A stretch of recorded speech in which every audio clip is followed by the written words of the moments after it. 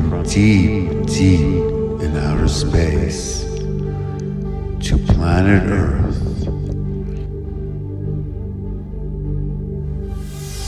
to the red rocks of Sedona, comes a time, an event, a place, a message of making contact.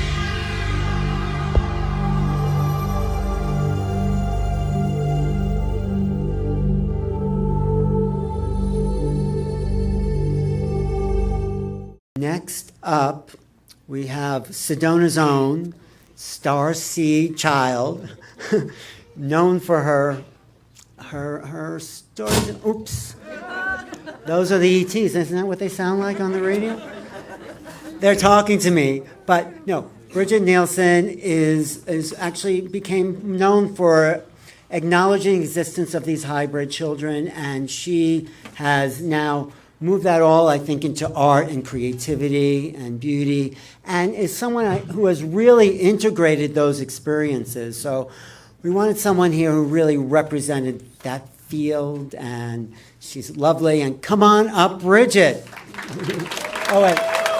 Steve, we'll get you a microphone to hold. Awesome. Okay, here we go for you. Thank you. Anything else I should have said about you? No, that was great. Okay. Thank you. All right, good. Take it away. Thank you. She really knows how to make contact.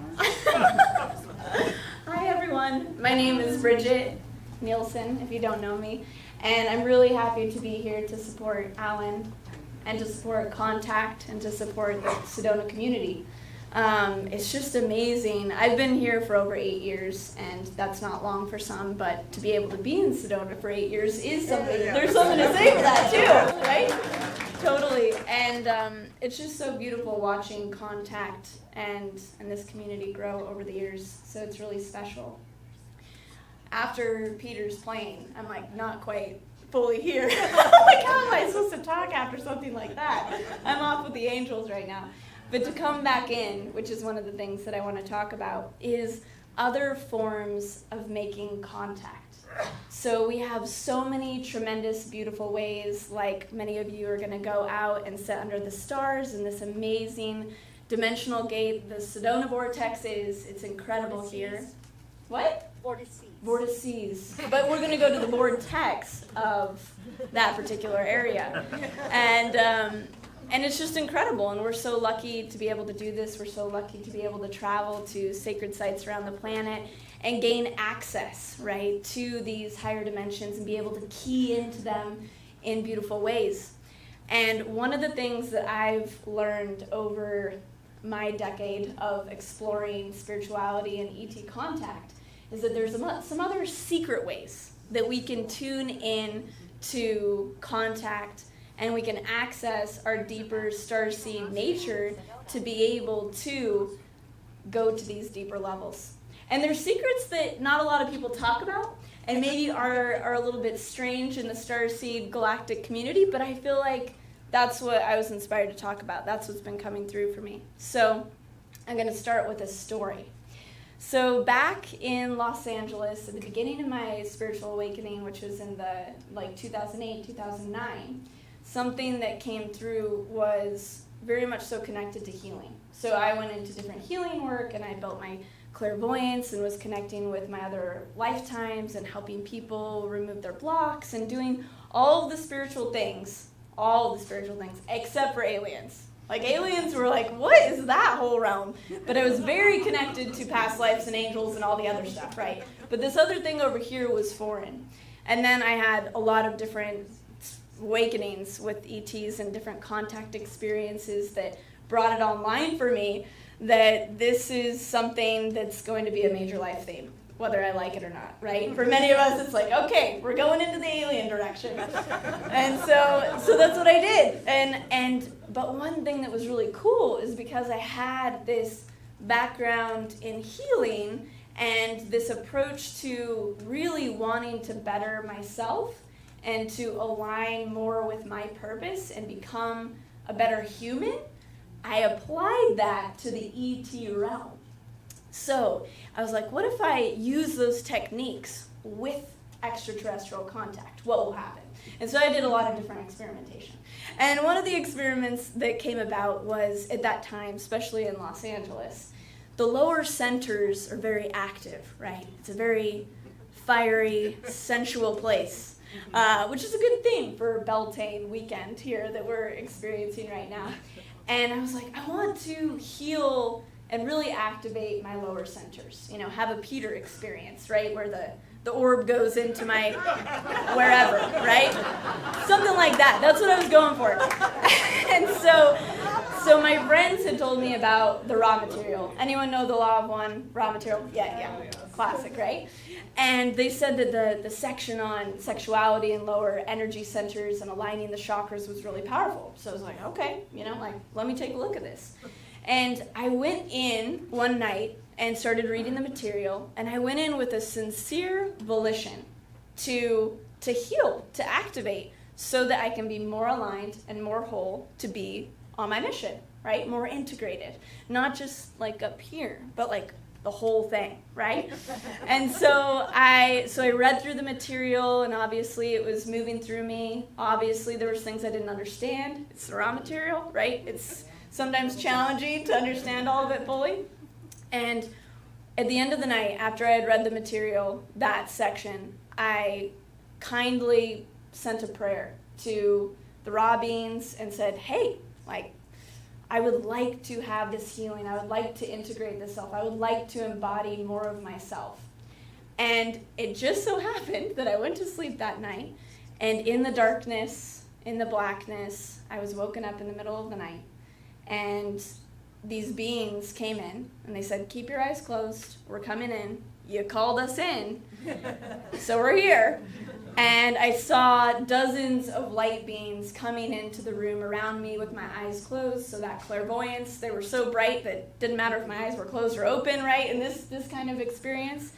And in this experience, they came into the room, and they said, we heard your call, and we're here, and we're going to assist you. And so they said, this is going to hurt, but you asked for this activation, and so it's just going to take a second. And it felt like electric shock going through my sacral chakra. And I was like, wow, this is not what I expected. I wanted an angelic experience. What's going on here? And it was really painful. It was really an intense experience. But after they left, I felt more open, more free, more flow, more energy in my body. And very quickly after this experience, I was called to Sedona. And my entire life changed, and it went in all new directions. So it totally changed the path of my life, and it totally opened particularly my lower centers so that I could be more grounded. Because the deeper we anchor into earth and the deeper we anchor into our bodies, the higher we can go. It is awesome. Yes. It is a secret that we don't talk about very much because it's so fun and it's so exciting to go directly out that sometimes we forget that if we go deeper, then we can actually go farther out. So I want to break down this experience and reverse engineer a little bit of how it happened so that you can key in and we can key in to how to reenact or have these experiences yourself if we're not always sitting here in the Sedona bored to seize, or we're not sitting here in the sacred sites, around the world if we don't have access to that. How do we do this? The first key was the sincere volition to become a better human, to honor our humanity. And when we honor our humanity, we honor our mission, we honor our choice to come to this planet, right? And then we can really anchor into that and live our purpose. So it was that sincere volition to want to be of service and to want to become more whole and balanced was the first key indicator, right? It's of service. Because oftentimes it's like ETs are like influencers, like popular people or celebrities where it's like, oh my God, you're like an ET out there and it's so exciting. Or it's like a God, and it's something beyond us. But when we can embody our own God self and our own creator self, we match that vibration and we're that resonance, and then they can come support us, right? So that was the first key, was the sincere volition to become a better whole human. And then the second key was I asked, right? I was like, hey, you want to come help? Like, can you help, right? And this is key for two reasons. One, the beings we want to be connecting with, the extraterrestrials, whatever beings, we want them to be operating under free will, right? And so beings that are coming to us without us asking aren't necessarily the beings we want to be connecting with. So it's really important, that free will aspect, and to ask, to invite, because there's beings of all kind, our ancestors, the earth, the angels, the ETs, that are so here for us and so got our back, but they need that invitation, right? So that invitation is really important.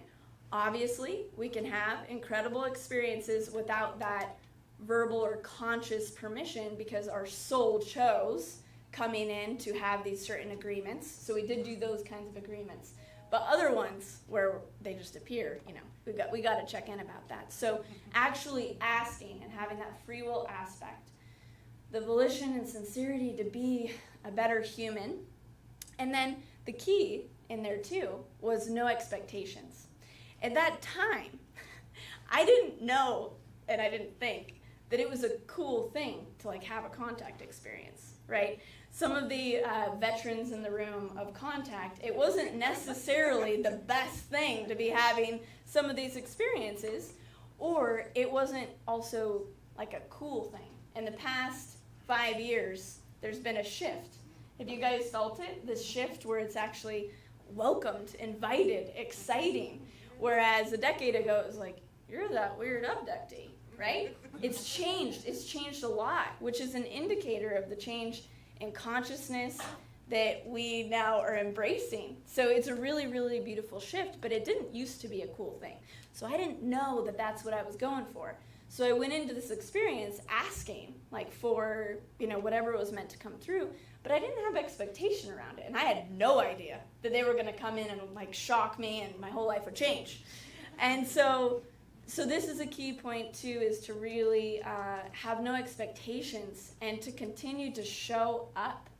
And that's sometimes hard because at the beginning of our awakening journey or the beginning of certain moments on the path with different kinds of dimensions or different kinds of ETs, man, a lot happens and a lot comes through and it's just like, wow, this is amazing. And then all of a sudden it maybe fizzles out for a little bit.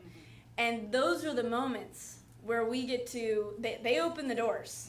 They gave us the transmissions. They gave us the assignments. We were reminded of our own assignments. And then it's like, okay, what you gonna do with it, right? And that's the moment that we can embrace and we can step into that energy. And when we actualize and follow that energy, we get the next assignment. We get the next step on the journey, right?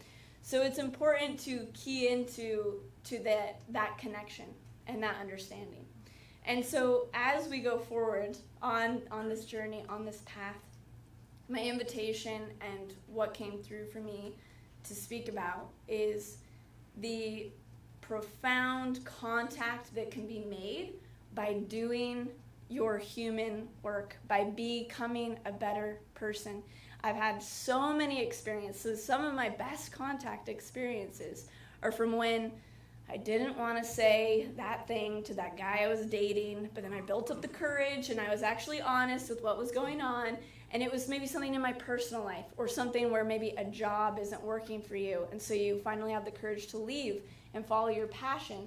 These very seemingly human, mundane things, when we have the courage to step into them and to pursue that which is our mission and that calling and that fire and that light within us, or to pursue things that are more in alignment, maybe people, maybe relationships, whatever that is, you get rewarded, right? And this is why it's a secret. It's almost like you don't want to know that because then you'll do it so you can get it, right?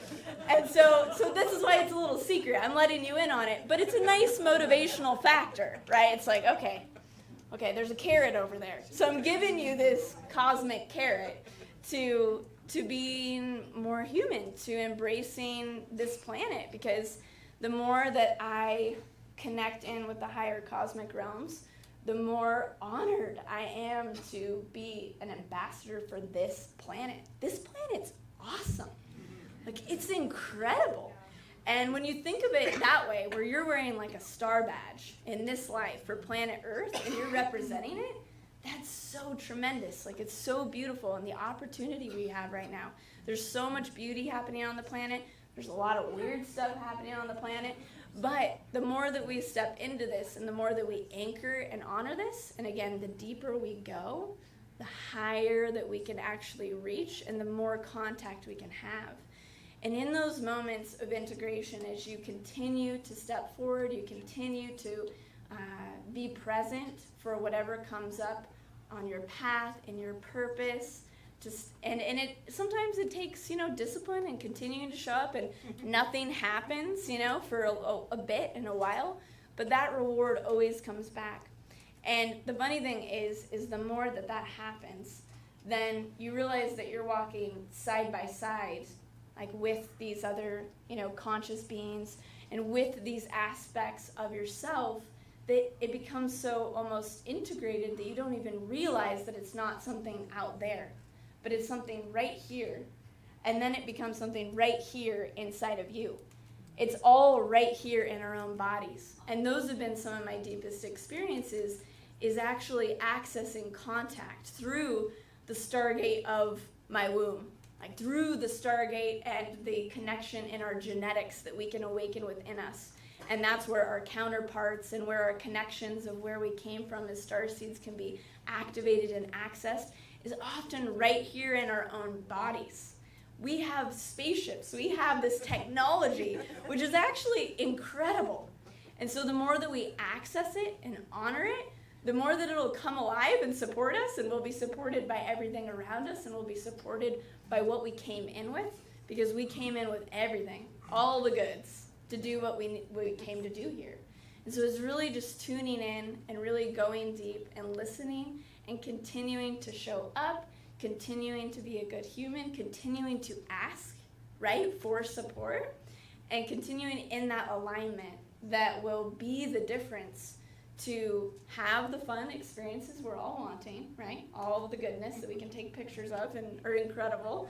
And for us to align with what we came here to do, right? And to be on mission. And it's that continual coming back to alignment.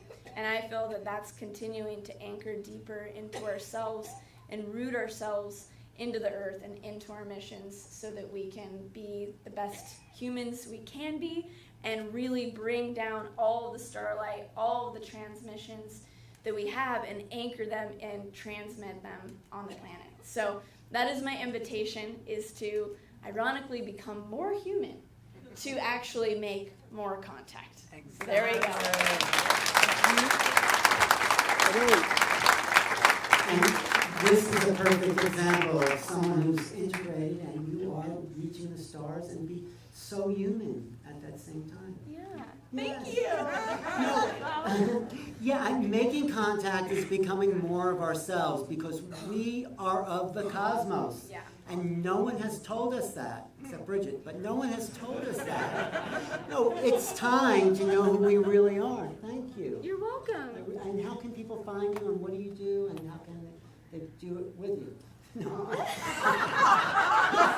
I mean, just in general. I'm on YouTube. I mean, to promote yourself.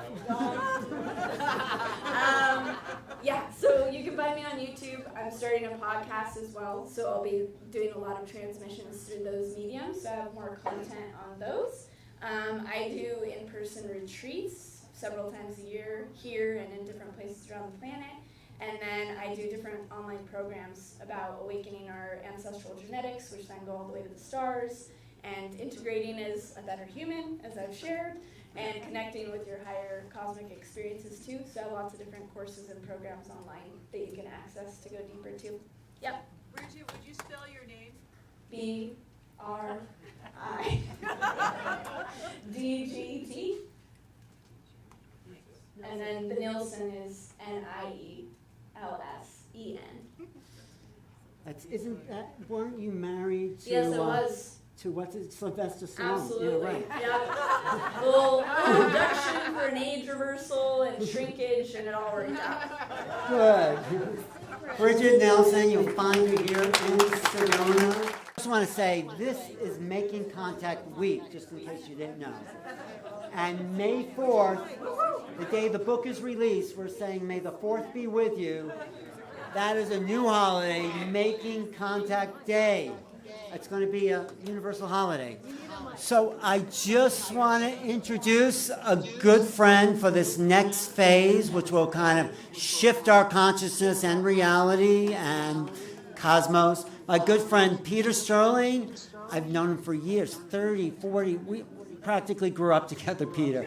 But he is a local, and he is a master harpist. He really calls in the angelic beings, the extraterrestrial. So he's going to share some of his experiences and play some harp to shift consciousness. Peter Sterling.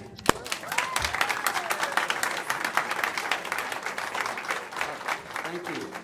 Thank you very much. I'm so great to be here. I'm here just to bless my brother Alan. We've probably known each other 30 years. And so I'm just going to play a little bit to start off. And I'm just sending this forth for our community here in Sedona, our light community, and also the focus on my good brother here who's bringing this very important book out to the world right now. He has been such a diligent worker, light worker for decades, and we're super excited that he finally has his own book now and is having such great success. So, congratulations.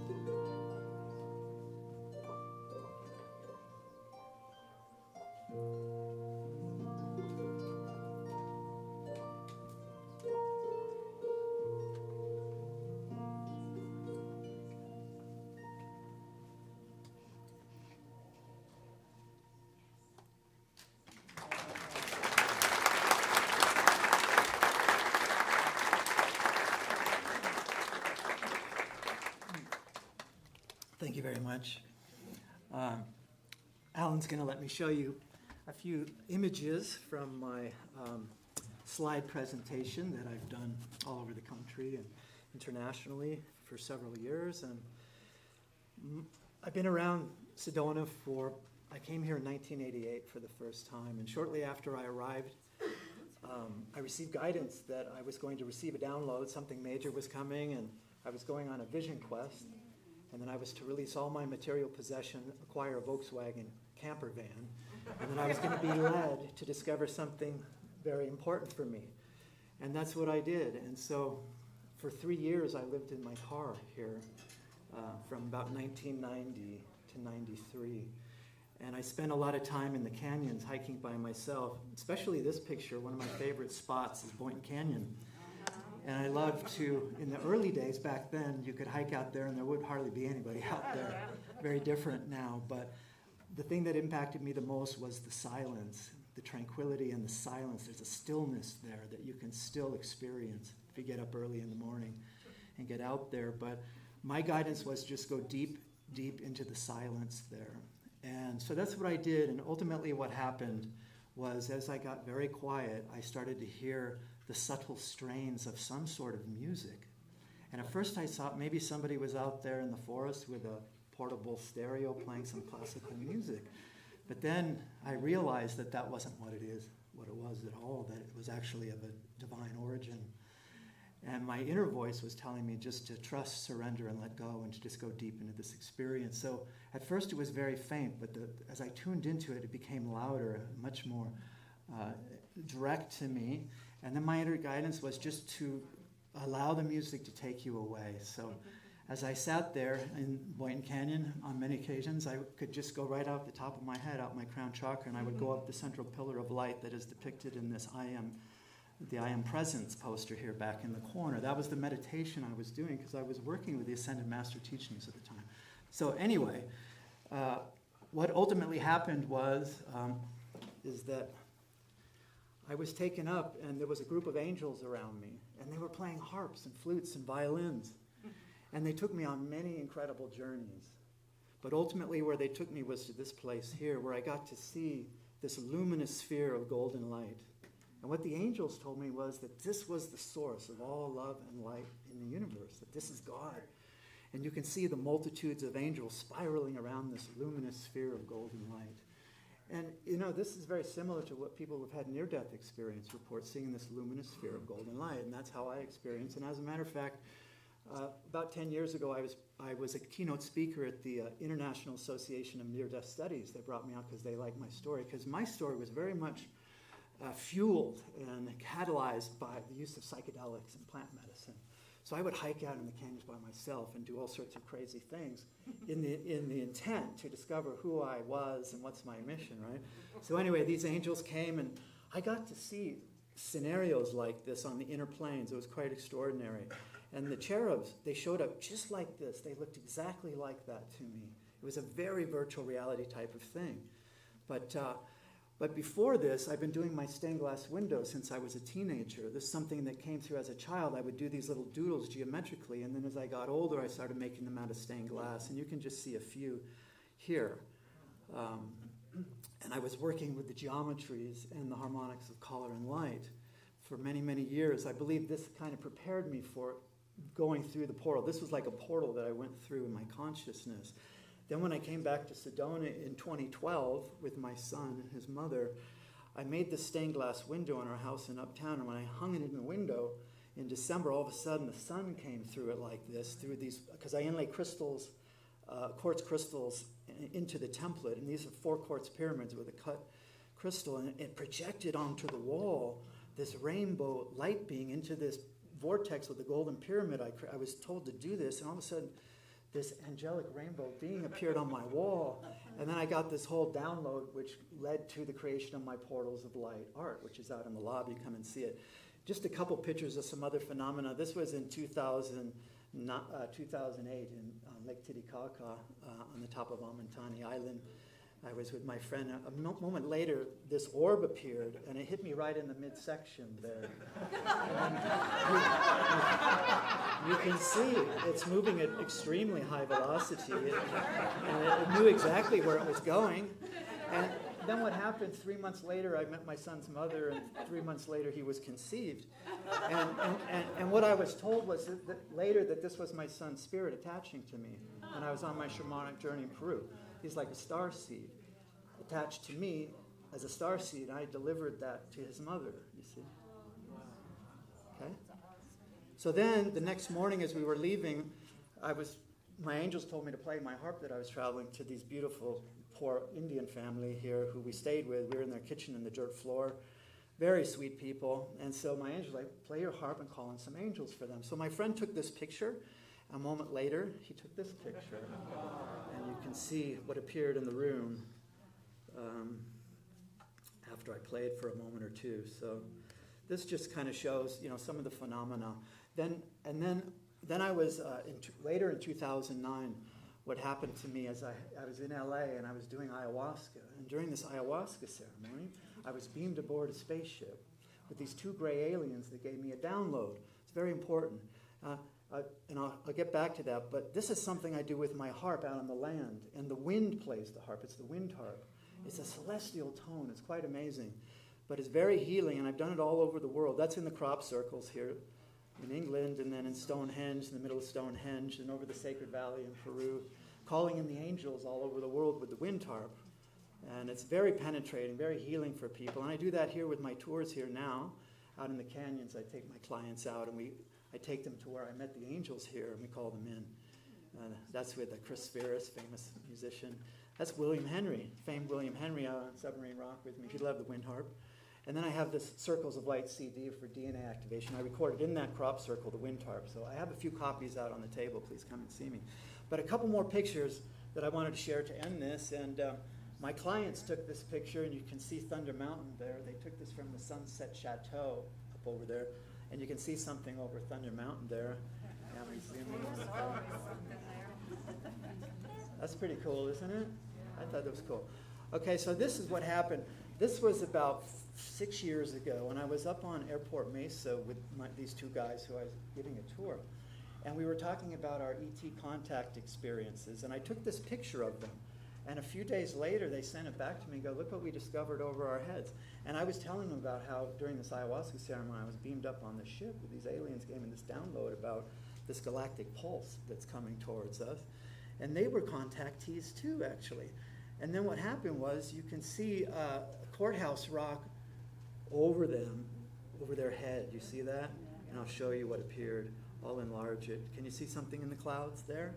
Oh, yeah. Right. And then I adjusted the contrast, and look what appeared over them on over courthouse. Can you see that? Isn't that awesome? So to me, that's definitely a bona fide craft that's cloaked in the clouds.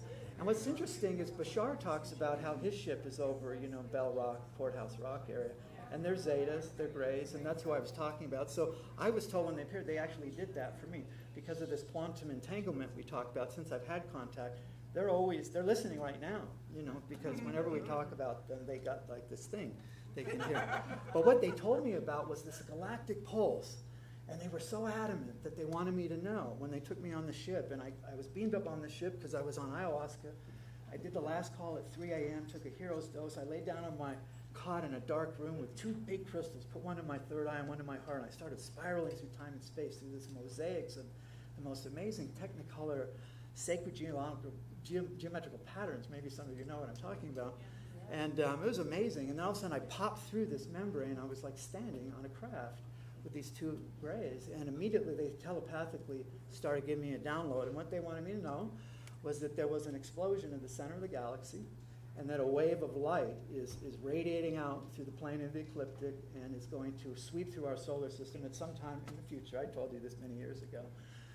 And then what was interesting is that the next year in 2010, after I didn't tell anybody for 3 months, and then after 3 months I went to the Bay Area UFO conference and gave an interview about it to Above Top Secret and Carrie Cassidy at Project Camelot. And I was the only interview on Project Camelot that they ever put a disclaimer in the front before you watched it, because they didn't agree with everything the aliens told me. But what was interesting, in 2010, NASA published this image from the Fermi telescope, which is a gamma ray telescope that they shot out into the far reaches of the solar system and looking for gamma ray. But they focused it back on our own galaxy, and what they discovered was a gamma ray bubble coming out of our galaxy. And what's interesting is that it's about 26,000 years high on both ends. So what the ETs told me is that from that center of that explosion, it's traveling 26,000 light years to get to our solar system.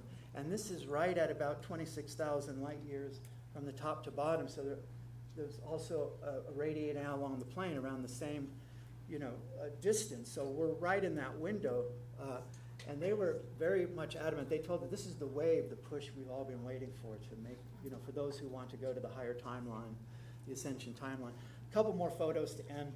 My friend took these. He's a local guy in Sedona, and he doesn't share this with anybody, but he shared it with me, and he gave me a copy of the pictures, and to just keep him anonymous.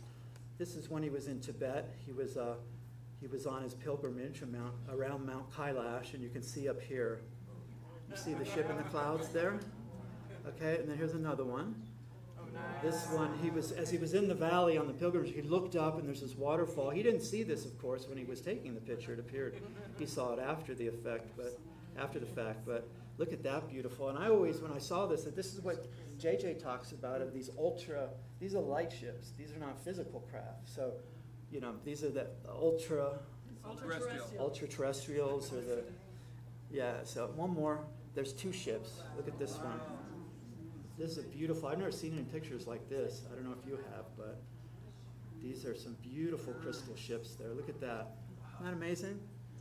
That's the real deal.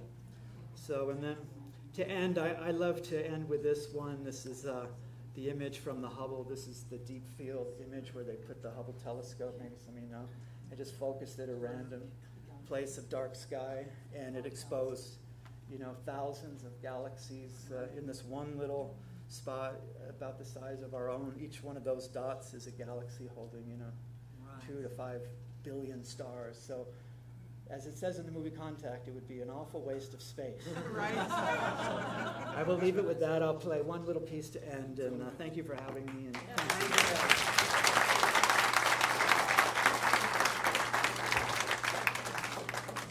I'm just going to switch this.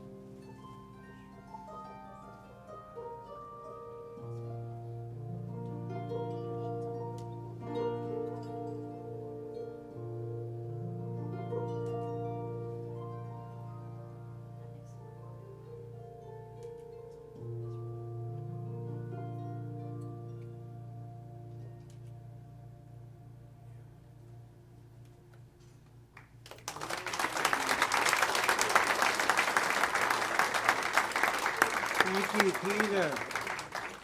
My good friend Peter Sterling. He has some art and pictures and albums, CDs out there. So he's local here. He takes people out on Jeep tours, out into the vortex. He has a great wind harp that just he holds over people and the wind blows through it and you're getting that vibration through your body. So thank you, Peter, my good friend. We meet all over the planet.